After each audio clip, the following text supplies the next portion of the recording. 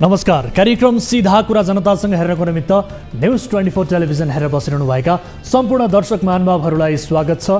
म वीरेन्द्र जैरो। के अहिलेको सरकार चलेको छ?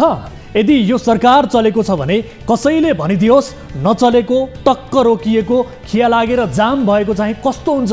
शेरबहादुर देउवा सरकार र सरकारमा रहेकाहरूका लागि यो एक वर्ष एक हप्ता जसरी खुसी रमाइलो र चमक दमकमै बित्यो, जनताका लागि चाहिँ यो एक वर्ष 10 वर्ष झैँ कष्टकर बन्यो। प्रधानमन्त्री देउवा सधैँझै यसपटक पनि कुशासनका प्रतीक, बिचौलियाका देवता, लथालिङ्गे सरकारका नाइके, राज्यका स्रोत साधन दुरुपयोग गर्नेहरूका इष्टदेव, भागबण्डा र मिलोमतोमा अराजकता मचाउने पात्र बने। देउवा 78 असार 29 मा प्रधानमन्त्री बनेका थिए। अर्थात् आजबाट सरकारको एक वर्ष पुरा भयो। यो सरकारको नियत बदनियत बारे स्वदेशीहरूले त प्रश्न गरेकै थिए। हुँदा हुँदा उत्तरका छिमेकी आएर पनि भन्न थाले चीन विरोधी क्रियाकलाप नेपाल सरकारले नगरोस्। नेपालले चीन विरोधी क्रियाकलाप गर्न सक्छ भन्ने चिनिया पक्षको विश्लेषण भएरै यस्तो अनुरोध उत्तरबाट आएको हो। अर्थात् हाम्रो सरकारले छिमेकसँगको व्यवहारमा समेत शङ्का उब्जिने ठाउँ दिइसकेको अहिलेको सन्दर्भले सङ्केत गरिरहेको छ। दक्षिणको छिमेकी त्यसै पनि नेपालको अलिकति भूभाग कब्जा गरिसकेपछि थप जमिन कब्जा गर्न धारा नङ्ग्रा तिखारेर बसेकै छ। उत्तरतिरको छिमेकीले भन्छ चीन विरोधी क्रियाकलाप नेपालले नगरोस्।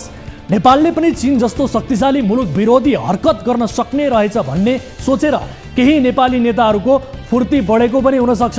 असार 13 गते संसदमा बोल्दै गृहमन्त्री बालकृष्ण खाँडले परिचय पत्र लिनबाट छुटेका शरणार्थीहरूका लागि सरकारले शरणार्थी परिचय पत्र बाँड्न लागेको जानकारी गराएका थिए। नेपालको गृह प्रशासनले गर्नै पर्ने अनेक कामहरूको सूचीमा शरणार्थीलाई परिचय पत्र बाँड्ने विषय कुनै प्राथमिकतामै थिएन।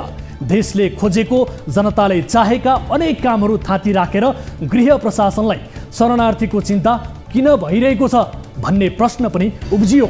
जेठ 6 गते अमेरिकी थप उपविदेश मन्त्री उज्राजियाले काठमाडौँमा तिब्बती शरणार्थी शिविरको भ्रमण गर्नु, एसपीपी प्रकरणले बजार तताउनु, अमेरिकी अधिकारीहरूको बाक्लो आउजाउ हुनु, नेपाली अधिकारीहरूको अमेरिका भ्रमणबारे चर्चा हुनु लगतै असार 13 मा यसअघि प्राथमिकतामा नपरेको शरणार्थी परिचय पत्र बाँड्ने तयारीबारे गृहमन्त्री नै बोल्नुले चीन सशङ्कित भएको हो कि? चीन दुनियाँको एउटा यस्तो एक्लो देश हो जुन देश त्यहाँको सरकारले भन्दा पनि चिनिया कम्युनिस्ट पार्टीले चलाउँछ। त्यही चिनिया कम्युनिस्ट पार्टीका विदेश विभाग प्रमुख लिउ जियान चाओले अहिले उनी काठमाडौँमा छन्। प्रमुख राजनैतिक दल र सरकारी अधिकारीहरूलाई भेटेर चाओले भनिरहेका छन् नेपालमा चीन विरोधी क्रियाकलाप नहोस्। अचम्म त के छ भने तिब्बतीहरूलाई शरणार्थी परिचय पत्र दिएको चीनलाई मन पर्दैन अनि नेपालले तिम्रो देशका शरणार्थी फिर्ता लैजाऊ भन्न पनि सक्दैन। नेपालमा करिब 20,000 तिब्बती शरणार्थी रहेको अनुमान गरिन्छ। तिब्बतका शरणार्थी राखेर नेपालले छिमेकलाई किन सधैँ शङ्कालु बनाइरहनु? सरकारले परिचय पत्र बाँड्ने होइन, चीनलाई सीधा सीधा भन्नु पर्यो तिम्रा नागरिक लैजाऊ, हामीमाथि धेरै शङ्का नगर। अमेरिकीहरू नेपाल आउँछन् र सरकारलाई भन्छन् तिब्बती शरणार्थीलाई परिचय पत्र देऊ, ट्राभल डकुमेन्टहरू देऊ, प्रदान गर। अरू कुनै देशका शरणार्थीप्रति कुनै चासो नहुने, तिब्बती शरणार्थीका विषयमा आवश्यकताभन्दा बढी चासो देखाउने युरोपेली र अमेरिकीहरूको शैली पनि शङ्काको घेरामै छ। अर्थात् अमेरिकी र युरोपेलीहरू तिब्बत मामिला उचालेर चीनसँग टक्कर लिन खोजिरहेका छन्।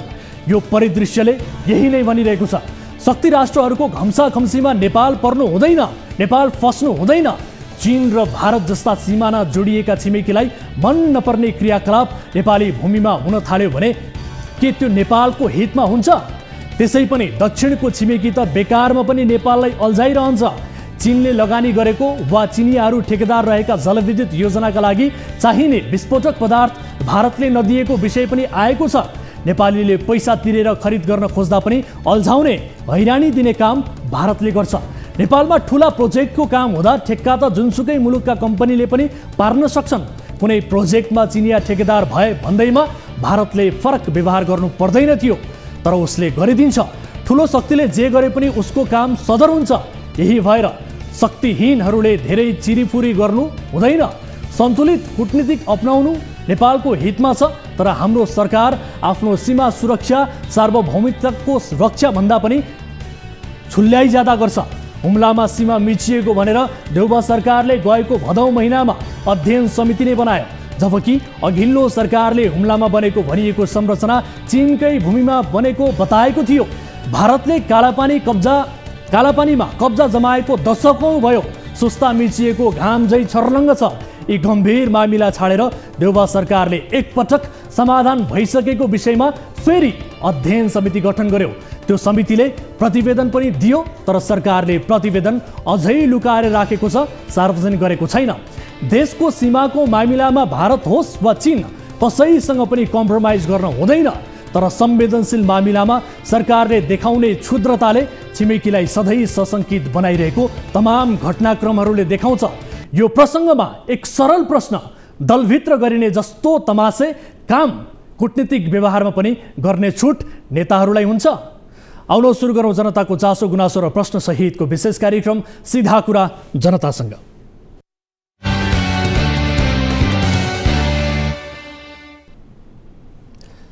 ब्रेकपछि स्वागत छ दर्शकहरू। कार्यक्रम सीधा कुरा जनतासँगको नयाँ श्रृङ्खलामा आज पनि उपस्थित भइसकेका छौँ। आजको कार्यक्रम विशेष छ दर्शक महानुभावहरू। आजको कार्यक्रममा प्रहरी सङ्गठनको साख गिराउने खालको एक घटनाको पर्दाफास गर्दैछौँ। एक निर्दोष व्यक्तिलाई कसरी कस्तुरी बिना प्रकरणमा फसाइँदैछ, यसबारेको भिडियो फुटेज हामीले फेला पारेका छौँ। घटना के हो र यस घटनामा प्रहरीको संलग्नता कस्तो देखिन्छ, विशेष फुटेज सहितको विशेष रिपोर्ट आजको कार्यक्रममा हामी प्रस्तुत गर्नेछौँ। र यस्तै आजको कार्यक्रममा काठमाडौँ महानगरपालिकाका लागि महाभारत बनिरहेको फुटपाथ व्यवस्थापन ललितपुर महानगरमा भने कसरी सरल र सहज ढङ्गले व्यवस्थापन गरिएको छ, त्यो आज हामी देखाउनेछौँ। विशेष गरी फुटपाथ व्यवस्थापनका बारेमा निरन्तर रूपमा हामी रिपोर्टिङ गरिरहेका छौँ। धेरै दर्शकहरूले यस विषयमा निरन्तर रूपमा रिपोर्टिङ गर्नका लागि, निगरानी राख्नका लागि हामीलाई आग्रह समेत गर्नुभएको छ। यस विषयको विशेष रिपोर्ट आजको कार्यक्रममा हुनेछ। र यस्तै आजको कार्यक्रममा वैदेशिक रोजगारीका क्रममा ठगिएका नेपालीहरूको युवाहरूको विषय पनि हामी कार्यक्रममा समावेश गर्नेछौँ। विशेष गरी नियमित रूपमा हामीले यस्ता विषयहरूलाई कार्यक्रममा समावेश गरिरहेका छौँ र त्यसैको निरन्तरता स्वरूप आज पनि विदेशी भूमिमा अल्पत्र परेका जो युवाहरू हुनुहुन्छ उहाँहरूले गरेको गुहार आजको कार्यक्रममा देखाउनेछौँ। यसबाहेक अन्य विषयहरू पनि कार्यक्रममा समावेश हुनेछन् र आजको कार्यक्रममा विशेष गरी हामी त्यही एक विशेष फुटेज सहितको रिपोर्टलाई हामी प्राथमिकताका साथ उजागर गर्न गइरहेका छौँ र त्यसबारे प्रहरी सङ्गठनका उच्च अधिकारीहरूसँग पनि हामी कुराकानी गर्ने प्रयास गर्नेछौँ। यसबाहेक तपाईँ दर्शक महानुभावहरूले हामीलाई कार्यक्रममा कुनै पनि समस्या पर्नु भएको छ, कुनै पनि तपाईँका गुनासाहरू छन् भने कल गर्न सक्नुहुनेछ, जसका लागि हाम्रो टोल फ्री नम्बर 1660112424, यसै गरी एनसेल नम्बर रहेको छ 9801572424 र एनटिसी अर्थात् भाइबर नम्बर 9884011037 तपाईँका लागि खुला गरिसकेका छौँ। कुनै पनि समस्या पर्नुभयो भने तपाईँले कल गर्न सक्नुहुनेछ कार्यक्रम अवधिभर। कार्यक्रमको सुरुवात गर्न चाहन्छु ताली र गालीबाट। यसअघि हामीले सोधेको प्रश्न थियो, सरकारले शरणार्थीहरूलाई परिचय पत्र दिने तयारी गरिरहँदा चिनिया कम्युनिस्ट पार्टी सीपीसीका विदेश विभाग प्रमुख लियो जियान चाओले नेपालमा चीन विरोधी गतिविधि नहोस् भन्ने चाहना प्रकट गर्नुलाई अर्थपूर्ण मान्न सकिन्छ? सकिन्छ भन्नेले तालीमा र सकिँदैन भन्नेले गालीमा भोट गर्नुपर्ने थियो, जसअनुसार 77.8%ले तालीमा र 22.2%ले गालीमा मत जाहेर गर्नुभएको छ। दर्शकहरू, यो मत परिणाम अनुसार चिनिया कम्युनिस्ट पार्टी सीपीसीका विदेश विभाग प्रमुख लिउ जियान चाओले नेपालमा चीन विरोधी गतिविधि नहोस् भन्ने चाहना प्रकट गर्नुलाई अर्थपूर्ण मान्न सकिन्छ भन्नेमा बढी मत परेको छ, अर्थात् तालीमा दर्शकहरूले बढी मत जाहेर गर्नुभएको छ। अब ताली र गालीका लागि आजको प्रश्न यस प्रकार छ। असार 28 मा वर्तमान सरकारको 1 वर्ष पुरा भएको छ। सुशासन, विकास र समृद्धिको मामिलामा सरकारको यो 1 वर्ष सन्तोषजनक रह्यो भन्नेले तालीमा र रहेन भन्नेले गालीमा भोट गर्नुहोला। हाम्रो पात्रोको एप्लिकेसनमा गएर ताली र गालीका लागि भोट गर्न सक्नुहुनेछ र भोटिङ सुरु हुन्छ। अब आजको पहिलो अनि महत्त्वपूर्ण विषय, नेपाल प्रहरीको नारा छ सत्य सेवा सुरक्षणम। जनताको जीवधनको जिम्मेवारी बोकेर काम गरिरहेको नेपाल प्रहरीको कार्यशैलीमा गम्भीर प्रश्न खडा हुने प्रकृतिको भिडियो फुटेज कार्यक्रम सीधा कुरा जनतासँगले फेला पारेको छ। यो भिडियो फुटेजमा एक व्यक्तिको मोटरसाइकलमा अरू नै कसैले कस्तुरी बिना राखिदिन्छन्। प्रहरी र त्यो काम गर्ने व्यक्ति बीच हिमचिम पनि देखिन्छ। दुवै पक्षको योजनामा गएको बिहीबार चाबहिलबाट 5 थरका 42 वर्षीय शिव लिम्बू पक्राउ परेका छन्। हामी यो विशेष खुलासा सीसीटीभी फुटेज सहित गर्दैछौँ। आजको कार्यक्रमको विशेष रिपोर्टका रूपमा हामीले यो विषय समावेश गरेका छौँ। एक निर्दोषलाई कसरी पनि फसाउन सकिन्छ भन्ने सप्रमाण हामी आज देखाउँदैछौँ। कम्तीमा पनि यो मामिला नेपाल प्रहरीका उच्च पदस्थ सबै अधिकारीहरूले हेरुन्। यो विशेष रिपोर्ट हेर्नुहोस्। गएको बिहीबार काठमाडौँको चाबहिलबाट महानगरीय प्रहरी वृत्त गौशालाले 5 थरका शिव लिम्बूलाई कस्तुरीको बिनासहित पक्राउ गर्यो। 5 थर तुम्बिया गाउँपालिका वडा नम्बर 5 स्थायी ठेगाना भएका 42 वर्षका लिम्बू कपनमा परिवारसहित बस्दै आएका थिए। लिम्बूको मोटरसाइकलमा लुकाइराखेको अवस्थामा कस्तुरीको बिना फेला परेको भन्दै नेपाल प्रहरीको वेबसाइटमा यो समाचार गएको शुक्रबार प्रकाशित पनि भयो। प्रहरीले शिव लिम्बूलाई कस्तुरीको बिनासहित पक्राउ गरिएको भन्ने सूचना बाहिर ल्याए पनि कार्यक्रम सीधा कुरा जनतासँगले यो घटनालाई सुनियोजित हिसाबले लिम्बूलाई फसाउन प्रहरी परिचालित भएको भन्न सकिने सीसीटीभी फुटेज फेला पारेको छ। जनताको करबाट चलेको प्रहरी संगठनको नाक काटिने घटना गर्दछौं भण्डाफोर। चाबहिलको यो सडकमा देखिरहनु भएको दाहिनेतिरको यो नाम बिनाको रेस्टुरेन्टमा शिव लिम्बू नामका यी व्यक्ति दिउँसो 1:35 आइपुग्छन्। लिम्बूले चढ्ने बा 82 प 579 नम्बरको बुलेट मोटरसाइकल यिनले रेस्टुरेन्टको अगाडि पार्किङ गर्छन्। त्यसपछि यिनी रेस्टुरेन्ट भित्र पस्छन्।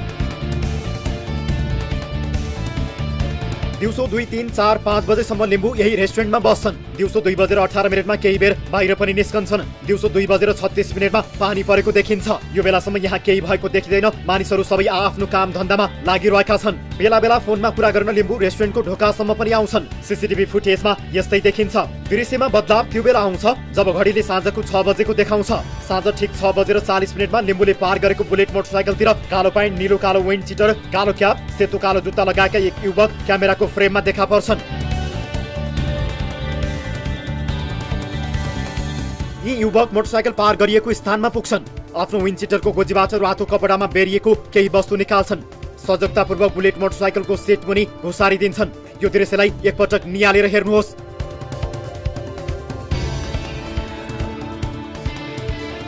रातो कपडामा बेरिएको वस्तु सिट मुनि घुसारिएपछि यी व्यक्ति देब्रेपट्टिको सोलुएन सङ्खुवा सभा एभरेस्ट मोमो सेन्टरतिर प्रवेश गर्छन्। सीसीटीभी क्यामेरामा यो रेस्टुरेन्ट बारे स्पष्ट देखिँदैन, तर हामी मंगलबार यही पुगेका छौं।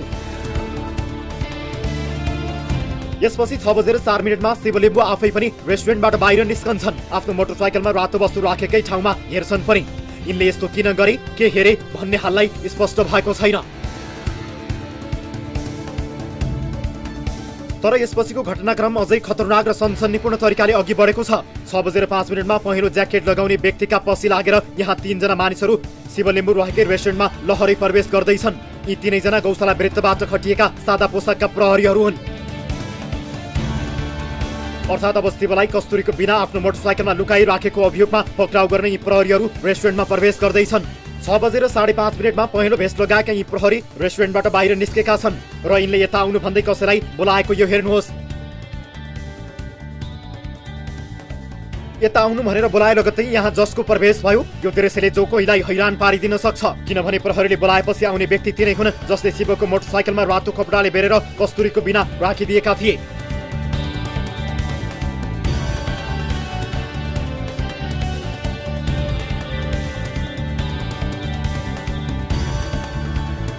अर्थात् मोटरसाइकलमा कस्तुरीको बिना राखिदिने र प्रहरी बीच पहिले नै व्यवस्थित योजना सेटिङ भएको जस्तो देखिन्छ। प्रहरीले बोलाएपछि रेस्टुरेन्टमा प्रवेश गर्ने भन्दा वरको प्यासेजमा प्रवेश गरेका युवक केही सेकेन्डमै फर्किन्छन्। युवक फर्किसकेपछि सादा पोसाकका प्रहरीहरू बाहिर निस्किन्छन्। मोबाइल झिकेर फोटो खिच्छन्। रातो कपडाभित्र के छ भन्ने कुरा खोलेर हेर्नु अघि नै उनीहरू फोटो खिच्न थाल्छन्। यसको केही समयपछि सादा पोसाकका प्रहरीहरूले वर्दीका प्रहरीहरू पनि बोलाउँछन्। शिव लिम्बूको मोटरसाइकलमा राखिएको वस्तु कस्तुरीको बिना हो होइन भन्ने जाँच गर्नु अघि नै रेस्टुरेन्टभित्र उनलाई हत्कडी लगाएर बाहिर निकालिन्छ। साँझ ढल्दै गरेका कारण हुन सक्छ यसपछिका केही फुटेज सादा देखिएका छन्। प्रहरीको भेटभाट बीच शिव लिम्बूलाई प्रहरीले बाहिर निकाल्छ। प्रहरीहरू घटना मुचुल्का गर्न कागज बोकेर आउँछन्। यहाँसम्मको दृश्यले शिव लिम्बूको मोटरसाइकलमा कालो क्याप, मास्क लगाएको व्यक्तिले केही वस्तु राखिदिएको स्पष्ट हुन्छ। सीसीटीभी फुटेजमा नदेखिएको तर प्रहरीले गरेको हरकतबारे शिवकी पत्नी प्रतिमा राईले खुलासा गरेकी छिन्। प्रतिमा र उनका आफन्त तथा इष्टमित्रहरूले प्रहरीले योजना बनाएर आफ्नो पतिलाई फसाएको दाबी गरेकी छिन्। प्रतिमाका अनुसार शिवलाई हत्कडी लगाएर प्रहरीहरू जेरामा खानतलासीका नाममा सिरक डस्ना उथलपुथल पारी कुनै मोस्ट वान्टेड अपराधीलाई पक्राउ गरिसकेपछि प्रहरीमा देखिने जस्तो व्यवहार डेरामा देखाए। किचनमा पस्दा के भने मैले एउटा कुरा तपाईहरुप्रति मलाई शंका लाग्यो किनकि मेरो बुढा यस्तो हुनुहुन्न मेरो बुढा कस्तो छ मलाई पनि थाहा हुन्छ मलाई पनि बोल्न दिनुस् मेरो पनि अधिकारको कुरा मेरो ठाउँमा आउनु भएको छ नि त हैन त्यसो भए तपाईहरु यदि भित्र चेकिङ गर्नुहुन्छ भने त के सामान फेला पार्नु भयो कसरी फेला पार्नु भयो त्यो थाहा छैन यहाँ भित्रै फेला पार्न सक्नु होला तपाईहरु दुई जना पस्नुस् बरु म तपाईलाई हेल्प गर्छु कहाँ खोल्दिनु पर्छ हेर्नुस् तर सबै नपस्नुस् मलाई शंका लाग्यो भन्दा उहाँहरु हुन्छ भन्ने तपाईको घरमा पनि खान तलासी गरेको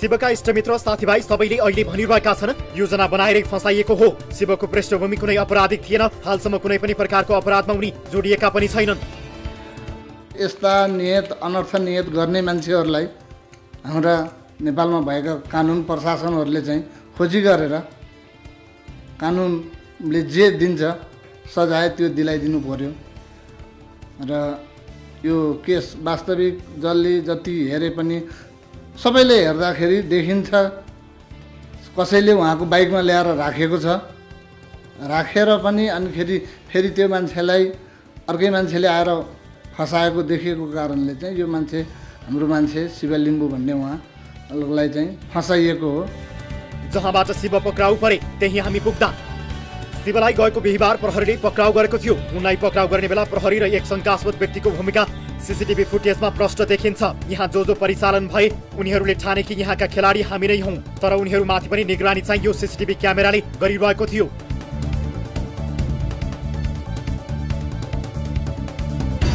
शिवको मोटरसाइकलमा कस्तुरी बिना राखेपछि युवक अगाडिको रेस्टुरेन्ट भित्र पस्छन् हामी यही रेस्टुरेन्टसम्म पुग्यौं रेस्टुरेन्टका सञ्चालकले त्यो दिन को आयो को गयो केही ख्याल नभएको जानकारी दिए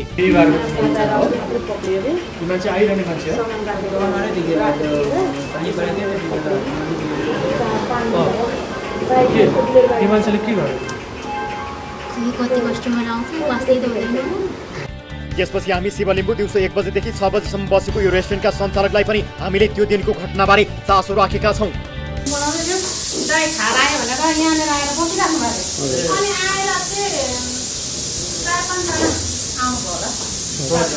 तपाईं प्रहरी भन्ने तपाईलाई थाहा भएन हैन तपाईँ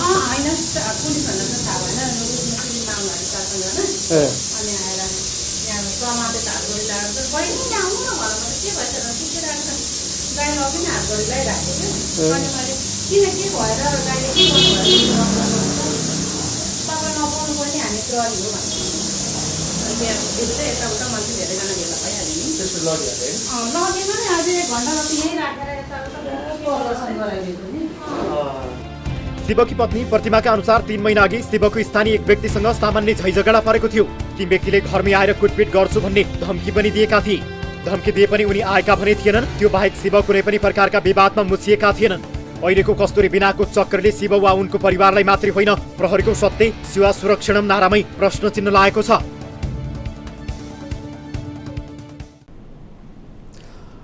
दर्शक महानुभावहरु यस विषयमा थप कुराकानी गर्नका लागि हामीले टेलिफोन सम्पर्कमा जोडेका छौं घटना अत्यन्त शंकास्पद देखिएको अवस्था छ सम्पूर्ण विवरण हामीले रिपोर्टमा देखाइसकेका छौं सीसीटीभी फुटेजमा हेर्दा पनि घटना निकै शंकास्पद देखिन्छ गत बिहीबारको यो घटना यसै विषयमा थप कुराकानी गर्नका लागि हामीले टेलिफोन सम्पर्कमा जोडेका छौं नेपाल प्रहरीका प्रवक्ता हुनुहुन्छ डीआईजी टेक प्रसाद राई हाम्रो सम्पर्कमा हुनुहुन्छ प्रवक्ताजी यहाँलाई स्वागत छ कार्यक्रम सीधा कुरा जनतासँगमा हजुर हुन त हामीले अब यहाँलाई यो रिपोर्ट हेर्नका लागि पनि अनुरोध गरेका थियौं तर तपाई रिपोर्ट हेर्न सक्ने अवस्थामा रहनु भएन भन्ने मैले जानकारी पाएँ खैर तपाईले केही पृष्ठभूमि पनि थाहा पाउनु भएको छ म पनि यस पृष्ठभूमिबारे सबैभन्दा पहिले यहाँलाई जानकारी गराउन चाहन्छु गत बिहीबारको घटना चाबेलबाट शिव लिम्बू गरेका नाम गरेका व्यक्तिलाई चाहिँ पक्राउ गरियो तर उनी एक रेस्टुरेन्टमा बसिरहेका थिए उनको मोटरसाइकलमा कुनै एउटा रातो कपडामा बेरेको वस्तु कुनै अपरिचित व्यक्तिले राखिदियो र उसले लगत्तै प्रहरी बोलायो र 5 मिनेट भित्रै प्रहरी आएर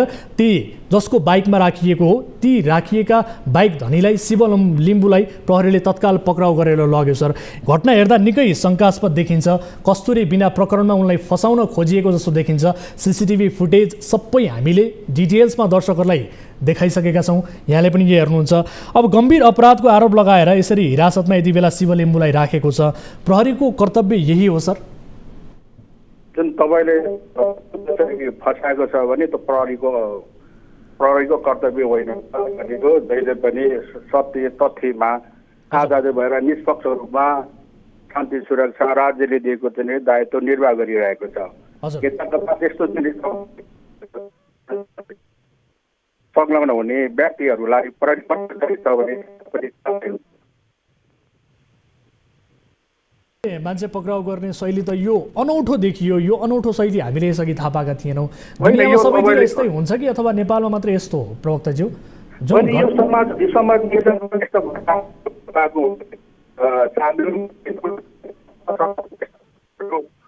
भएको हुन्छन्, घटेको हुन्छन्, त्यसलाई चाहिँ हामीले चाहिँ सत्य तथ्यको आधारमा, प्रमाणको आधारमा दुधको दुध पानीको पानी गर्ने काम चाहिँ कर्तव्य चाहिँ नेपाल प्रहरीको हो।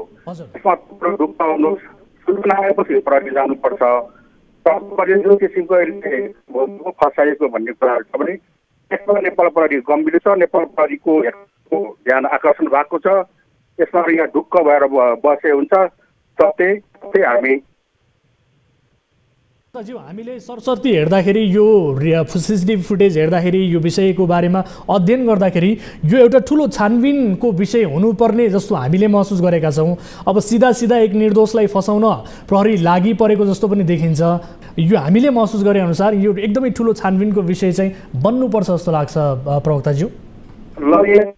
यसमा चाहिँ नेपाल प्रहरीको ध्यान आकर्षण भएको छ र ढाँटेको कुरा कार्य केही पनि मिल्दैन। नेपाल प्रहरीले पनि सत्य तथ्य आधारमा अग्रह गरेर जनताको आफै पोखा राख्ने, आफैले पक्राउ गर्ने अनि जनतालाई दुःख दिने यो शैली देखियो भनेर जो पक्राउ परेका व्यक्ति छन् उनका आफन्तहरूले पनि गुहार गरिरहेका छन्। जनताले यही कामका लागि घाँस काटेर प्रहरीलाई चाहिँ कर खुवाएर तलब दिएका हुन् भन्नेसम्मका प्रश्न पनि यति बेला उठेका छन् प्रवक्ताज्यू।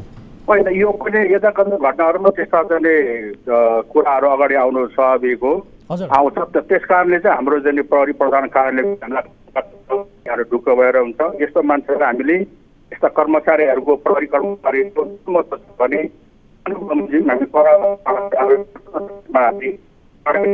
भोलि नै हामी गठन सत्य तथ्य प्रतिबद्धतापट्टि म जाहेर गर्दछु। भनेको प्रवक्ताज्यूको अलिकति आवाज पनि मैले स्पष्ट रूपमा सुन्न सकिनँ, किनभने दर्शकहरूलाई पनि सुन्न गाह्रो भइरहेको महसुस मैले गरिरहेको छु। अलिकति केही टेलिफोनमा गडबडी भइरहेको छ। यो बताइदिनुहोस्, अब अन्तिममा यो प्रकरणपछि अब तपाईँलाई हामीले जानकारी गरायौँ, यहाँले आफ्नो ध्यान आकर्षण भयो त भनेर भन्नुभएको छ। अब तत्कालै के गर्नुहुन्छ यहाँले, यसबारे केही बताइदिनुहुन्छ प्रवक्ताज्यू? गठन गरेर जनता सामु ल्याएर यसमा संलग्न यदि चाहिँ कर्मचारीहरूको मिलन महत्व छ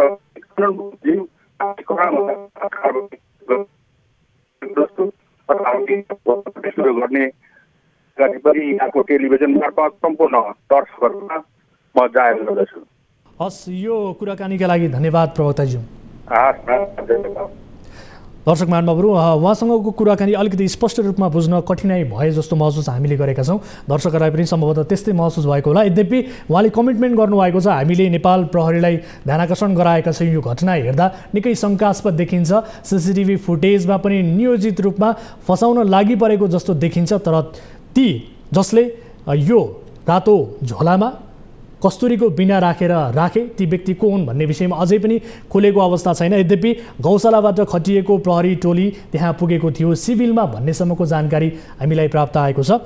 र यसै विषयमा थप कुराकानी गर्नका लागि हामीले अन्य प्रहरीका अधिकारीहरूलाई ज्यूलाई पनि टेलिफोन सम्पर्क मार्फत जोड्ने प्रयास गरेका छौँ। धेरै व्यक्तित्वहरूलाई यस रिपोर्ट हेर्नका लागि पनि हामीले अनुरोध गरेका छौँ र यति बेला हामीसँग टेलिफोन सम्पर्कमा जोडिनु भएको छ नेपाल प्रहरीका पूर्व डिआइजी हेमन्त मल्ल हाम्रो सम्पर्कमा जोडिनु भएको छ। मल्ल सर, यहाँलाई स्वागत छ कार्यक्रम सिधा कुरा जनतासँगमा। ए हजुर, धन्यवाद। हजुर, अहिले सुनिरहनु भएको छ मेरो आवाज स्पष्ट रूपमा? अहिले कस्तो आइरहेको छ? हजुर हजुर, अब सबैभन्दा पहिले यो रिपोर्ट यहाँले हेर्नु भएको छ भन्ने हाम्रो विश्वास छ। यहाँलाई आग्रह पनि गरेका थियौँ, यहाँले टेलिभिजनमा हेर्नु भएको होला। सबैभन्दा पहिले यो रिपोर्टप्रति तपाईँको आफ्नो धारणा चाहिँ के छ? मैले हेरेको यो पुरा समाचार हेर्दाखेरि कस्तो देखिन्छ भनेपछि तपाईँको कसैले सामान ल्याएर हालिदिए जस्तो देखिरहेको छ अहिलेसम्मको उसमा, होइन? त्यसपछि मैले प्रवक्ताजीको पनि उहाँले बोल्नुभएको पनि सुने, होइन?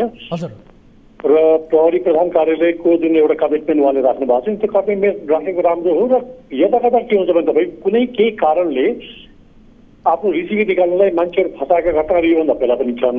र तपाईँले योभन्दा पहिला तराईमा सर्ला यो कतातिर भागो घटना तपाईँलाई थाहा पनि होला, होइन? रहेछ मलाई के लाग्छ तपाईँको यस्तो प्रहरीले गरिदिनु भने के भने तपाईँको कमसेकम एउटा विश्वसनीयता कायम राख्नको लागि यदि गल्ती भएको छ यदि बदमासी भएको छ भने तपाईँको छानबिन समिति गठन गरेर त्यो छानबिन समितिबाट जुन प्रतिवेदन आउँछ त्यो प्रतिवेदनलाई सोही अनुसार कार्यान्वयन गर्दाखेरि त्यसले चाहिँ तपाईँको प्रहरीको जुन एउटा एक किसिमको शङ्का उपशङ्का कुरा छ त्यसलाई चाहिँ निर्मूल गर्छ लाग्छ मलाई। हजुर, अब यहाँनिर विशेष गरी प्रहरीको भूमिका केही शङ्कास्पद देखिन्छ जस्तो लाग्छ कि लाग्दैन तपाईँलाई हेर्दाखेरि? होइन, एउटा यो यसमा किन हामीहरू पनि प्लेन क्लबमा लामो काम गरेकोले कहिले समस्या के आउँछ भने तपाईँको जो सुराकी छ या तपाईँको जो प्रहरीको सहयोगी छ होइन उसले कहिले कहिले तपाईँको धेरै घटनाहरूमा हुँदाखेरि हामीलाई पनि मेनिपुलेट गरेको छ। यस्तो घटनाहरूमा त्यो मेनिपुलेसन सुराकीले पनि गरिदिने चान्सेसहरू हुन्छ र यसमा हामीले ध्यानमा पुर्याउन सक्दाखेरि के हुन्छ भनेपछि तपाईँको उसको गल्ती हो, गल्तीको जिम्मेवारी कतातिर जान्छ भने नेपाल प्रहरीतिर जान्छ र यस्ता गल्ती हामीहरूबाट प्रहरी हुँदाखेरि हामीबाट पनि भएको छ, त्यसलाई हामीले पछि सच्याएको पनि छौँ होइन। त्यसले गर्दा अहिले नै भन्न सकिने अवस्था छैन यो गल्ती सुराकीले को गल्ती हो कि यो प्रहरीको चाहिँ मिलोमतको छ, किनकि अब प्रहरी प्रधान कार्यालयले छानबिन समिति गठन गरेर त्यसबाट मात्र निस्केर आउन सक्छ। यो अब यसलाई त निर्गोल गर्नुपर्छ, छानबिनको विषय हुनुपर्छ भनेर तपाईँले पनि यस विषयमा जोड लाउनु भएको छ। यदि यो विषय यत्तिकै सेलायो भने त एक निर्दोष यदि निर्दोष रहेछन् भने ती व्यक्तिको त जीवन त बर्बाद भयो नि होइन सर? पनि एउटा तपाईँले भन्नुभएको सही छ, किनकि अब यदि कसैले बोलेर मात्रै कुरा ल्याइदिएको भए एउटा कुरा हुन्थ्यो होइन। यहाँ त के छ भनेपछि सिसिटिभीमा खिचेको कुरा हो, घटना बाहिर आएको छ। यसले पनि एउटा के हुन्छ भनेपछि तपाईँको यसले पनि एउटा यो नेपाल प्रहरीलाई छानबिन समिति गठन गरेर यो सत्य तथ्य पत्ता लगाउने तपाईँको जिम्मेवारी जुन तपाईँले जुन अघि देखाउनु त्यसले पनि एउटा तपाईँको एक किसिमको बाध्यता चाहिँ यसले खडा गर्छ। त्यहाँनिर सिसिटिभी फुटेजमा के पनि देखिन्छ भने एकजना व्यक्ति सर आउँछन् रातो झोलामा कस्तुरीको बिना त्यो बुलेट बाइकको ठिक्क सिटको तल राखिदिन्छन् र त्यसको लगत्तै 5 मिनटमा प्रहरी आउँछ भनेपछि यो पुरै सेटिङमा रहेछ कि त ती व्यक्तिले सूचना दिए आफै राख्ने अनि आफै सूचना दिने अनि त्यस पछाडि प्रहरी 5 मिनटमा आएर पक्राउ गर्ने, यो त एकदमै यो बडो सेटिङमा जस्तो छ भन्ने त स्पष्टै देखिन्छ नि होइन? होइन देखिन्छ भने अहिले पनि म तपाईँलाई फेरि भन्दैछु यो तपाईँ कहिले कहिले के हुन्छ भनेपछि सुराकीको विश्वासमा परेर कहिले कहिले प्रहरी तपाईँ झुक्किन सक्ने अवस्था पनि आउँछ। हजुर होइन, किनकि यस्तो घटनाहरूमा के हुन्छ सुराकीहरू परिचालन गर्दाखेरि यस्तो गर्दाखेरि प्रहरी चाहिँ सतर्क हुन एकदम जरुरी हुन्छ। भएन भने के हुन्छ भनेपछि तपाईँको आफ्नो रेसिपी सार्नको लागि कहिले कहिले कति घटनाहरूमा के हुन्छ भने तपाईँको प्रहरीलाई प्रयोग गरिदिन्छ। एउटा घटना एउटा पक्ष त्यही हो, मैले अघि पनि भनेको छु तपाईँको प्रहरीको मिलोमत हुन पनि सक्छ, प्रहरीको मिलोमत नहुन सक्छ र प्रहरी झुकाएको पनि हुनसक्छ। त्यो चाहिँ अंशदानले देखाउने कुरा मात्रै हो। अब यहाँ प्रहरीले पनि अलिकति आफ्नो सजगता अप्नाएन कि भन्ने जस्तो पनि देखिन्छ, किनभने त्यो रातो कपडाभित्र के छ भन्ने नहेरिकन सिधै गएर फोटो खिच्न थालेको देखिन्छ होइन? यो पनि सिसिटिभी फुटेजमा हामीले रिपोर्टमै देखाएका छौँ। यो घटनामा विशेष गरी प्रहरीले अप्नाउन नसकेको सजगता चाहिँ के हो जस्तो लाग्छ तपाईँलाई?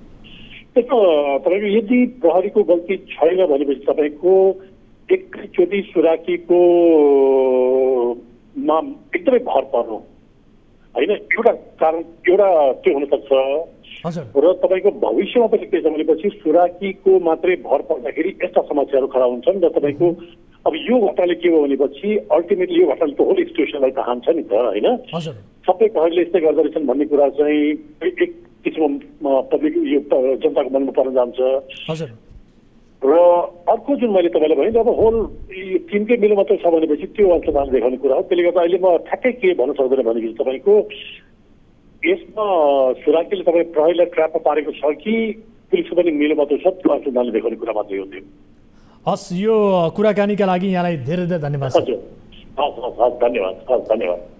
दर्शक महानुभावहरू, हामीले कुराकानी गऱ्यौँ पूर्व डिआइजी नेपाल प्रहरीका हेमन्त मल्लसँग। उहाँका अनुसार पनि यो विषय छानबिन हुनुपर्ने विषय हो, लगत्तै छानबिन गरेर यस घटनाको वास्तविकता बाहिर ल्याउनु पर्ने प्रहरीको जिम्मेवारी छ, किनभने यस्ता छिटपुट घटनाहरूले प्रहरी सङ्गठनको साख गिराउने काम गर्दछ र प्रहरी सङ्गठनमाथि एउटा ठुलो प्रश्न चिन्ह समेत खडा हुने गर्दछ। यहाँ प्रहरीले अप्नाउन नसकेका सजगताहरू छन् र सँगसँगै प्रहरीको भूमिका नै शङ्कास्पद देखिएको भनेर घटनाक्रमले पनि बताइरहेको छ र जसलाई पक्राउ गरेर लगिएको छ उनी हिरासतमा छन्। यदि उनी निर्दोष हुन् भने उनको जीवन बर्बाद हुने अवस्थामा छ, परिवारको बिल्लीबाट हुने अवस्थामा छ। दर्शक महानुभावहरू, यस घटनाको सत्य तथ्य छानबिन होस् भन्नका लागि यो विषयलाई कार्यक्रममा समावेश गरेका छौँ। यद्यपि हिरासतमा रहेका शिवलिम्बुलाई आजदेखि लागू हुने गरी 7 दिनका लागि म्याद थप गरिएको छ। यस विषयको अनुसन्धान हुन्छ, छानबिन समिति बन्छ भनेर हामीलाई प्रहरी प्रवक्ताज्यूले पनि जानकारी दिनुभएको छ र यसै विषयमा जोड लगाउनु भएको छ पूर्व डिआइजी हेमन्त मल्लले। यस विषयलाई गम्भीरताका साथ फलोअप गर्नेछौँ भन्दै अहिलेलाई पालो भएको छ ब्रेक पछाडि फेरि पनि उपस्थित हुनेछौँ। यहाँहरू हेरिरहनु भएको छ कार्यक्रम सीधा कुरा जनतासँग मात्र न्युज 24 टेलिभिजनमा।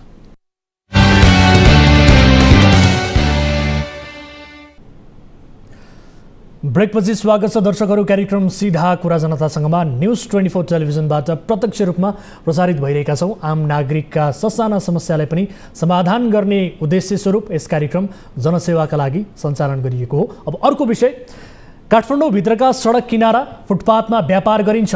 फुटपाथमा व्यापार गर्नेहरूले नगर प्रहरीलाई मासिक घुस बुझाउँछन्। व्यापारीहरूले नाम उल्लेख नगर्ने शर्तमा हामीलाई दिएको जानकारी यही नै हो। नगर रक्षकहरूले रकम पाउँदा काठमाडौँका प्रमुख चोकका फुटपाथमा अहिले मस्तले व्यापार हुन्छ। जसले नगर प्रहरीलाई पैसा दिँदैन तिनका ठेला उठाइन्छ। काठमाडौँमा यस्तो दुर्दशा छ, उता ललितपुरको दृश्य बिल्कुल फरक छ। मेयरमा निर्वाचित हुनु अघि बालेन शाहले सडकको व्यापारलाई व्यवस्थापन गर्नुपर्छ भन्ने गर्थे। चुनाव जितेपछि निषेध गर्ने नीति लिए। मेयर शाहको बोली र व्यवहार कसरी फेरियो र ललितपुरमा फुटपाथको व्यवस्थापन कसरी गरिन्छ त? यो फलोअप रिपोर्ट हेरौँ। काठमाडौँ महानगरपालिकाका लागि फुटपाथको व्यापार व्यवस्थापन गर्न महाभारत भइरहँदा छिमेकको ललितपुर महानगरपालिकाले भने यही काम सरल र चुस्त ढङ्गले गरिरहेको छ।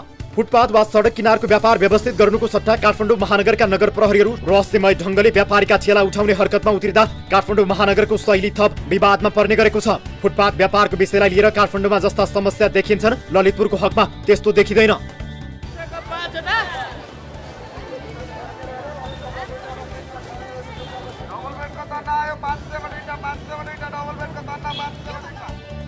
महानगरका नगर प्रहरी प्रमुख सीताराम हाछेतुका अनुसार महानगरले राम्रो व्यवस्थापन गरेका कारण फुटपाथ र ठेला गाडाको समस्या देखिएको छैन। ललितपुर महानगरमा फुटपाथ र ठेला व्यवसायी र नगर प्रहरीहरू बीच झगडै हुँदैन। यो फुटपाथलाई हामीले पुरा हटाउने होइन, एउटा हटाउने पनि व्यवस्थित गर्ने भने जुन निर्णय अनुसार उहाँले जुन आदेश भए अनुसार यो हाम्रो फुटपाथ राख्ने भनेको चिज चाहिँ पेटीमा राख्न दिन्न हामी। सडकमा हामीले गाडी गउने ठाउँमा डिस्टर्ब राख्न दिन्न हामी। अन्य ठाउँ खोजेर जुन ठाउँमा यो ठाउँमा पहिला टेम्पो पार्क थियो 5 बजीसम्म टेम्पो पार्क गर्छ। अनि हामीले अहिले आएर तरकारी एक ठाउँमा अरू लुगाफाटा एक ठाउँमा हामी 5 बजेपछि राख्न दिएको छु। जसले गर्दाखेरि यहाँको जुन निम्न स्तरको मान्छेहरू पनि पेट पाल्न सकोस्। सामान जफत गरिँदैन, विनम्रतापूर्वक आग्रह। फुटपाथमा पसल राखेको पाइए नगर प्रहरीले महानगरका सबै फुटपाथ पसलेहरूलाई माइकिङ गर्दै नम्रतापूर्वक हटाउन आग्रह गर्छ। काठमाडौँमा चाहिँ नगर प्रहरी र व्यापारीहरू बीचको झिनाझम्टी ललितपुरमा देखिँदैन। काठमाडौँ महानगरपालिकामा खास गरी नगर प्रहरीले चाहिँ के भन्ने गरेको छ भने यहाँ जनशक्ति कम छ। जनशक्ति कम भएको कारण हामीले फुटपाथ व्यवस्थापन गर्न सकेका छैनौँ भन्ने उहाँहरूको जवाब छ होइन। यहाँलाई के लाग्छ, यो जनशक्ति कम भएकै कारण त्यस्तो भएको हो, अर्थात् चाहिँ यो सिस्टम जुन छ सिस्टमले काम नगरेर काठमाडौँको अवस्था त्यस्तो भएको? काठमाडौँको कुरा नगरौँ हामी, भनौँ मिल्दैन। उहाँको आफ्नै सिस्टम छ, ललितपुर महानगरपालिकाको आफ्नै सिस्टम छ। त्यही कारण उहाँहरूको कुरा तुलना गरेर हामीले एउटा के छ भने जति मान्छे भए पनि एकदम मान्छेले गर्दा पनि यो एरिया चल्न सक्छ भने धेरै मान्छे चाहिँदैन। सिस्टम र व्यवहारको कुरा हुन्छ। पहिला आफू ठिक हुनुपर्छ। म ठिक भयो भने उहाँलाई ठिक पार्न सकिन्छ, आफै ठिक छैन भने पार्न सकिँदैन। हामी प्रहरी के गर्छ भने फुटपाथ राम्रो छैन भन्छ, होइन पहिला आफू ठिक नभए राम्रो हुनु पर्यो। हामी राम्रो हुने पहिला लुगा राम्रो बनाउन सकिन्छ। ललितपुर महानगरले बिहान 8 बजेसम्म निषेध ठाउँ तोकेर तरकारी बेच्न दिन्छ। त्यसपछि बेलुका 5 बजेदेखि मात्रै त्यस्ता पसल राख्न पाउने व्यवस्था गरेको छ। महानगरले मुख्य सडकलाई ठेलागाडा, रिक्सा र फुटपाथ पसल निषेधित क्षेत्र घोषणा गरेको छ। निषेधित क्षेत्रमा ठेला र रिक्सा प्रवेश गरे क्रमशः 2 र 1000 जरिवाना तिराइन्छ। हामी हात जुरेर नराख्नु भनेपछि मानिहाल्छ नि, किन लुकामारी खेल्ने? हामी ड्युटी पेन राखेको छौँ। हामीले ड्युटी किन पेन राख्दाखेरि के गरी थाहा नभएको मान्छे राख्यो भने राख्नु भनेर सिटी हटाउँछ। उहाँले हटाएपछि के हुन्छ भने राख्न पाउन्न नि। अब उसले राख्छ, नगरपालिका गाडी झाप्पी समातेपछि त यसरी पोको पारेर हेरिराख्छ। यसरी काठमाडौँमा देखेको मैले ट्राफिक पुलिस हुँदाखेरि एउटा हातले त्यहाँ बेचिरहेको हुन्छ, अर्को त्यहाँनिर आँखा नगरपालिका गाडी आयो कि आएपछि पोकेपछि सबै भागा। त त्यो अवस्था छैन हामी कहाँ, किन गर्ने त्यो? पुलचोक, लगनखेल, सानेपा र भैँसीपाटीका निश्चित क्षेत्र तोकेर फुटपाथ राख्न दिइएको छ। तर पहिलेदेखि नै फुटपाथ राखिरहेका व्यवसायीलाई महानगरले व्यवस्थित गरेको छ। लगनखेलमा टेम्पो पार्कलाई बेलुका 5 बजेपछि हटाएर फुटपाथ राख्न दिइएको छ। बेलुका 5 बजेपछि टेम्पो नचल्ने भएकाले त्यहाँ फुटपाथ राख्न दिइएको हो। के छ 2-3 वर्ष अगाडि कस्तो थियो, अहिले कस्तो छ यहाँ फुटपाथ व्यवसाय? प्रहरी लगिएर भाग्नुपर्ने अवस्था आछ कि छैन? अहिले आएको छैन त्यो। पहिले थियो? पहिला बेला बेलामा लखाट हुन्थ्यो। परेको छैन अहिले चाहिँ, पहिला त गरियो। अब नबुझाएको पैसा दिनुहुन्थ्यो? प्रहरीहरूलाई पनि अब यसो पर्थ्यो नि, दसैँ भनिन्थ्यो के भनिन्थ्यो, अब पर्थ्यो नि पहिला। अहिले छैन। अहिले 2-4 वर्ष भयो, राम्रो छ है। काठमाडौँमा मेयरको बादशाह एक, निर्णय अर्कै। यता काठमाडौँको फुटपाथको व्यवस्थापनको विषयमा काठमाडौँ महानगरपालिकाका मेयर बालेन्द्र शाहले दोहोरो शैली अपनाएको भन्दै टिप्पणी हुन थालेको छ। मेयर शाहले चुनाव जित्नु अघि फुटपाथको व्यापार व्यवस्थापन गरिने उल्लेख गरेका थिए। बालेनको चुनाव अघिको योजना यस्तो थियो। हामीले एउटा जीपीएस डाटा निकालेछौँ। काठमाडौँ महानगरमा जुन खाली ठाउँहरू छन् नि, खाली ठाउँ छन्, कतै प्लेग्राउन्ड छन् होइन, कतै के छ, ती खाली ठाउँमा चाहिँ समय जस्तै बिहानको 5:30 बजेदेखि 8:30सम्म चाहिँ तपाईँहरू यहाँनिर तरकारी व्यापार गर्नुहोस्, बाटोमा चाहिँ नगरिदिनुहोस्। अनि बेलुका यति बजेदेखि यति बजे गर्नुहोस्। दिउँसो त्यो प्लेग्राउन्डको रूपमा युज हुनसक्छ अथवा पार्कको रूपमा युज हुनसक्छ। त्यहाँनिर CCTVहरू 4वटा हुन्छन्। त्यहाँनिर मान्छेले आफ्नो व्यापार गरेर बेचिसकेपछि त्यो सरसफाइ आफैले गरेर जानु पर्यो। बालेन काठमाडौँको मेयरमा निर्वाचित भएको 1 महिना बितिसकेको छ। यसबीच फुटपाथ व्यापारको विषयले बजार राम्रै ततायो, तर बालेन मौन नै रहे। उनका नगररक्षकहरूको विवादास्पद र भ्रष्ट शैलीबारे पनि प्रश्न उठ्यो। नगर प्रहरी प्रमुखलाई सोधिएको स्पष्टीकरण पनि औपचारिकताका लागि मात्रै जस्तो बन्यो। चुनाव अघि फुटपाथ व्यापारलाई व्यवस्थापन गर्ने धारणा राख्दै आएका बालेनले महानगरको नीति कार्यक्रममा चाहिँ निषेधको शैली अवलम्बन गरे। नीति कार्यक्रमको यो 91औं बुँदामा भनिएको छ फुटपाथमा पसल राख्ने कार्यलाई निषेध गर्न आवश्यक प्रबन्ध मिलाइनेछ। यसबाट बालेनको चुनावी रणनीति र काम गराइ छ्याक्कै विपरीत देखिएको छ।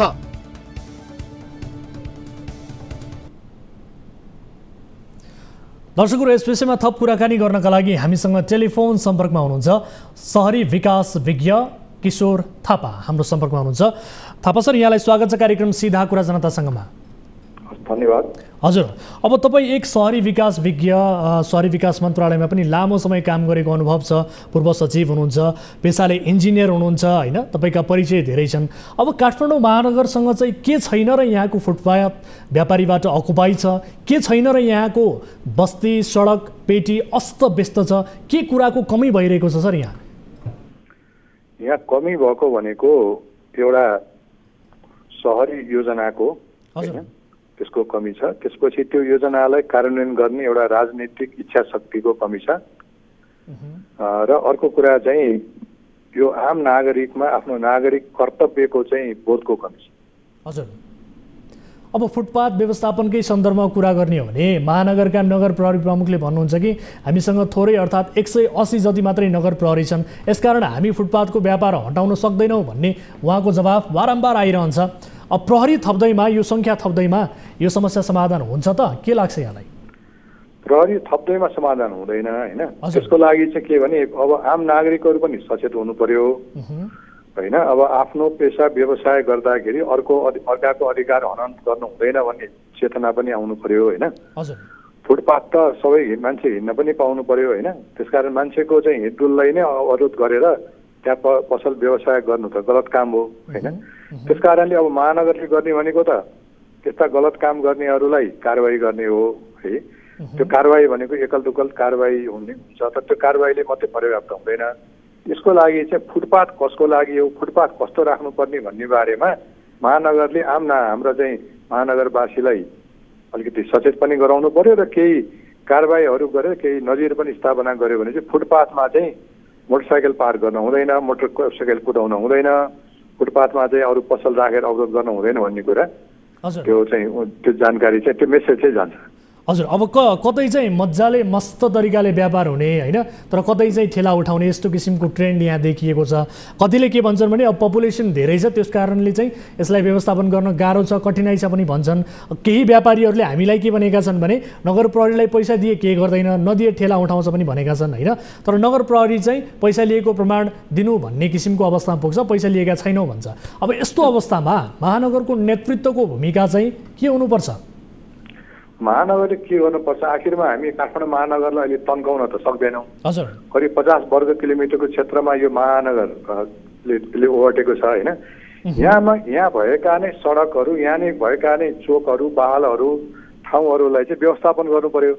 त्यो भनेको के हो त भन्दा मान्छेको आवतजावत हुने बेलामा मान्छेको आवतजावतको लागि खाली गरौँ, जो मान्छेको चाहिँ आवतजावत हुने नहुने बेलामा त्यहाँ त गाडीको चाहिँ अलिकति चाप कम हुने ठाउँमा फुटपाथ होइन कि सडकमा नै हामीले चाहिँ ती फुटपाथी व्यापारीलाई सडकमै व्यापार गर्न दिनु पर्यो। त्यसरी चाहिँ त्यो भएकै उपलब्ध चाहिँ जुन ठाउँ हो, त्यो स्पेस हो, त्यो स्पेसलाई चाहिँ विभिन्न तरिकाले प्रयोग गर्न चाहिँ हामीले जान्यौँ र त्यो व्यवस्थापन गर्यो भने चाहिँ यो हुन्छ। संसारको अरू मुलुकमा यो भएकै छ होइन, यो समस्या हाम्रो काठमाडौँको मात्रै होइन यो। अब विशेष गरी तपाईँले भने जस्तै सँगै ललितपुर महानगरको कुरा गर्ने हो भने त्यहाँका फुटपाथका व्यापारी निकै राम्रो गरी व्यवस्थापन गरे चाहिँ व्यापारीहरूलाई चाहिँ राम्रोसँग व्यवस्थापन गरेको हामीले देखायौँ, भर्खरै रिपोर्ट पनि प्रस्तुत गऱ्यौँ। ललितपुरले चाहिँ गर्न सक्ने, काठमाडौँले चाहिँ नसक्ने कारण चाहिँ के रहेछ त? त्यो के छ भने ललितपुरको तुलनामा काठमाडौँको जनसङ्ख्या पनि अत्याधिकै छ, आर्थिक क्रियाकलापहरू पनि एकदमै ज्यादा छ। ललितपुरका मान्छे पनि किनमेल गर्न त काठमाडौँ नै आउँछन् नि, भक्तपुरका नि यहीँ आउँछन् नि। त्यसले गर्दाखेरि अत्यधिक यो चाहिँ यो चाप छ यहाँका चाहिँ सडकहरूमा, यहाँका चाहिँ फुटपाथहरूमा। त्यसले गर्दा यसको लागि के गर्नुपर्छ भने अब यो चाहिँ व्यापार व्यवसाय चलाउनको लागि पनि एउटा निश्चित समय र निश्चित स्थान चाहिँ हामीले तोक्नुपर्ने हुन्छ। त्यसले गर्दा त्यो समय र स्थान तोकेर गरिदिएपछि मान्छेहरू, ग्राहक पनि त्यहाँ जान्छन्, व्यवसाय व्यापारी पनि त्यहाँ पुग्छन्। निश्चित समयमा 3 घन्टा 4 घन्टा 2 घन्टा कति हुन्छ त्यो ठाउँ तोकेर गरिदिने हो भने त्यही अनुसारको चाहिँ अनिखेरि बानी बस्दै जान्छ र अनि व्यवस्थापन पनि हुन्छ। अब अरू त कुनै उपाय देखिँदैन, भयो कि स्पेसलाई युज गर्नु बाहेक अरू उपाय छैन। तपाईँले भनेअनुसार अब विशेष गरी यो पपुलेसन बढी पनि एउटा फ्याक्टर हो भनेर भन्नुभयो।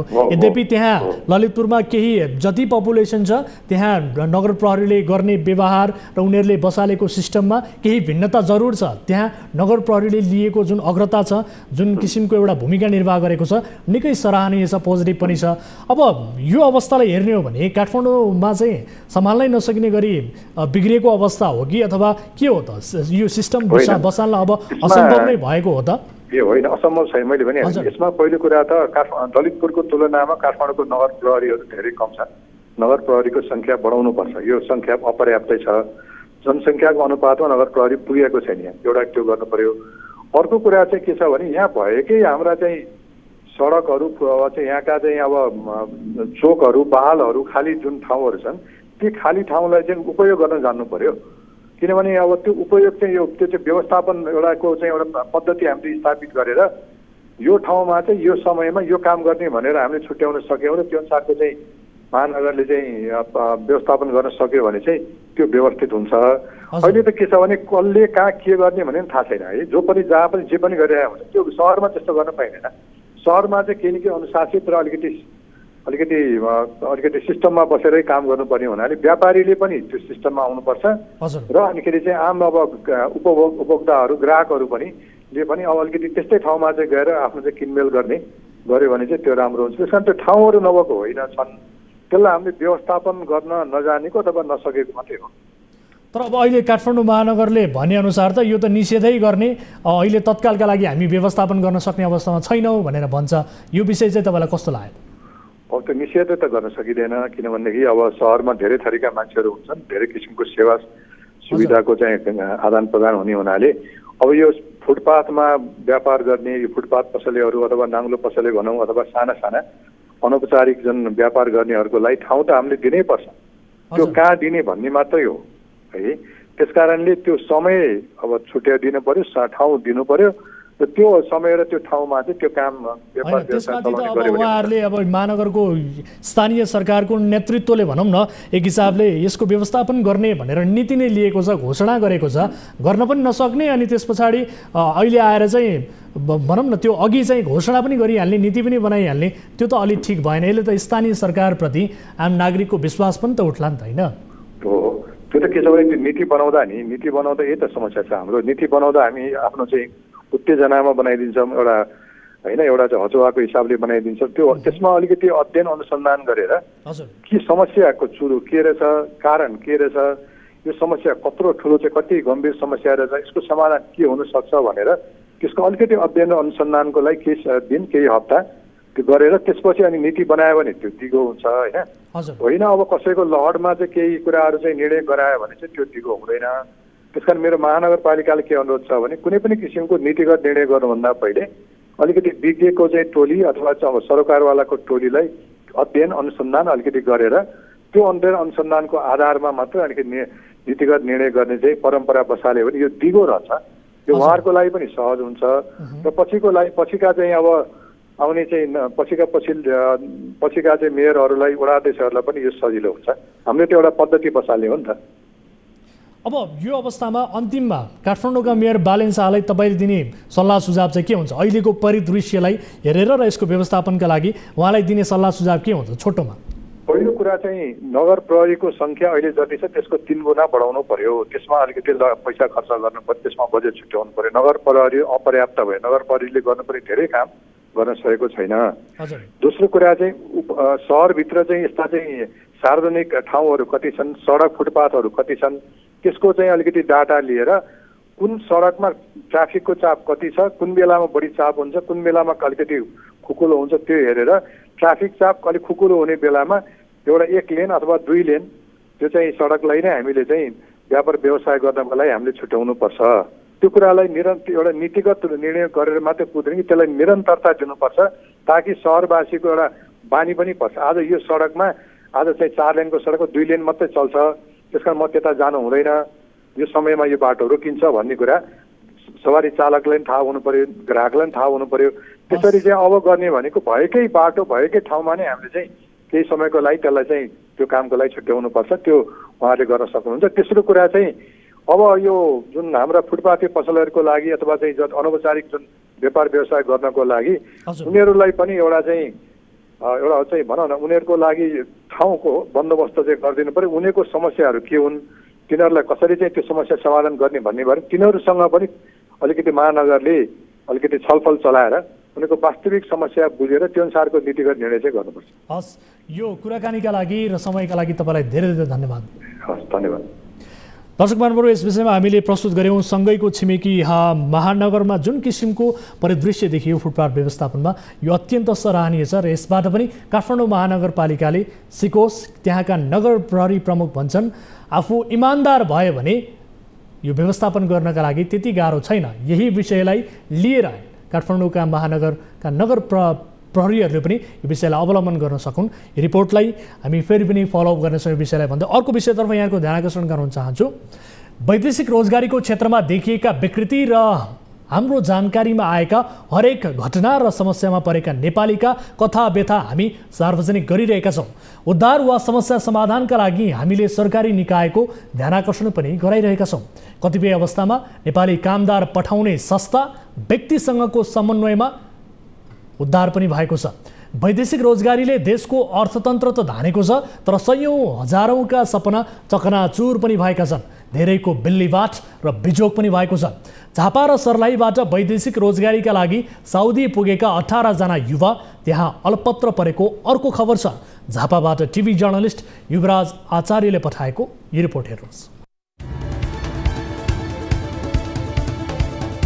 रोजगारीको सिलसिलामा साउदी अरब पुगेका 18 जना नेपाली कामदार अलपत्र परेका छन्। विदेशमा बगाएको श्रमले राम्रो आय होला, त्यो आयले घर परिवार सजाउने सुन्दर सपना बोकेर 7 महिना अघि साउदी पुगेका उनीहरू अहिले म्यान पावर एजेन्टको बेइमानीका कारण अलपत्र परेका हुन्। काठमाडौँको चक्रपथमा रहेको रिलायन्स रिक्वायरमेन्ट सर्भिसेस प्रणाली मार्फत साउदी पुगेका यी युवाहरूलाई कम्पनीले सम्झौता अनुसारको काम र तलब नदिएपछि उनीहरूको बिचल्ली भएको हो। अलपत्र अवस्थामा झापा मेचीनगरका किरण उराव, इन्द्र धिमाल, राम खडिया, रबिन खडिया, तुलबहादुर मासी, पूर्णकुमार तामाङ, थपराज तिमिल सेना, कुमार राई, इन्द्र उराव, साजन विश्वकर्मा, अशोक विश्वकर्मा, रामबहादुर खत्री, अविनाश राजवंशी, पंकज राजवंशी, साजन राजवंशी, नेपाल राजवंशी, नील उराव र सर्लाहीका अब्दुल कलाम यति बेला घरको न घाटको अवस्थामा पुगेका छन्। म्यान पावरकी सञ्चालिका सरिता घली र एजेन्ट मेचीनगर 5 का धक्कबहादुर राउतलाई प्रति व्यक्ति 1,40,000 देखि 1,80,000 सम्म बुझाएर साउदी पुगेका उनीहरूलाई कम्पनीले अलपत्र पारेको छ। साउदीको दमाममा रहेको क्यापिटल फोर सेल्स सप्लायर्स कम्पनीले आफूहरूले काम गरेको पारिश्रमिक समेत नदिएको पीडितहरूले बताएका छन्। रिलायन्स म्यान पावरले हामीलाई यो क्यापिटल फोर सेल्समा हामीलाई यहाँनिर 18 जनाको ग्रुप पठाएको छ। हामी चाहिँ पहिला पनि फर्स्ट स्टार्टिङमै हामीलाई 1 महिना बसाएर हामीलाई तलब पनि दिएन, बिना तलब हामीलाई राख्यो र अहिले आएर पनि हामीलाई 3 महिना काममा लगाएर फेरि अहिले हामी यहाँनिर यसरी बसेको हामी अहिले 17 दिन भइसक्यो। हामी न खानाको पैसा पाएको छौँ, न आफूले काम गरेको पैसा पाएको छौँ। हामीसँग अहिले केही उपाय छैन। यो भिडियो जसले पनि हेऱ्यो भने हामीले छिटोभन्दा चाँडो हामीले नेपाल उद्धार गरिदिनु भन्ने आशा गर्दछौँ। 7 महिना अघि साउदी पुगेका आफ्ना मान्छे हाल कम्पनीले काममा नलगाई एउटा लेबर कम्पनीमा भोक बोकेर राखेको पीडितका आफन्तहरू बताउँछन्। न कम्पनीले काम दिएको छ न त पैसा नै। बिरामी भइराख्नु भएको छ, बाबा त्यस्तो भइराख्नु भएको छ। अहिलेसम्म काम विदेशको यत्रो भइसक्यो, अहिलेसम्म काम दिएको छैन। मेन पावरलाई भन्दाखेरि पनि खालि त्यही आज गरिदिन्छु, भोलि हुन्छ, पर्सि हुन्छ भनेर त्यसरी मात्रै ढाँटेकै भएर हामी यतिमै नसकेर चाहिँ अब तपाईँहरू सामु आउनु परेको हो। जानुभएको 7 महिना लागिसक्यो, अहिलेसम्म बस्नेको न टुङ्गो छ न खानेको टुङ्गो छ, कामको त झन् टुङ्गै छैन होइन। अहिलेसम्म चाहिँ बिजोग भएर बसिरहनु भएको छ। हामीले कति धाइम कति उयो दुःख गऱ्यौँ होइन, ढगे हामीले त्यही एजेन्टलाई पनि कति कल गऱ्यौँ, एजेन्टले पनि वास्तै गरिदिँदैन। मेन पावरमा फोन गरेर मेन पावरले पनि त्यस्तै भनिदिन्छ, ढाँटेकै गर्छ। मेन पावरले पनि चासै गरिदिएको छैन। आफन्तको अवस्थाबारे सम्बन्धित म्यानपावरलाई बारम्बार जानकारी गराउँदा पनि अहिलेसम्म कुनै पहल नगरेको, बरु उल्टै धम्क्याउने गरेको पीडितका परिवारले दुखेसो गरेका छन्। साथै सम्बन्धित निकायले काम गरेको तलब र लगाएको लगानी दिलाई सकुशल स्वदेश फर्किने वातावरण मिलाइदिन आग्रह समेत गरेका छन्।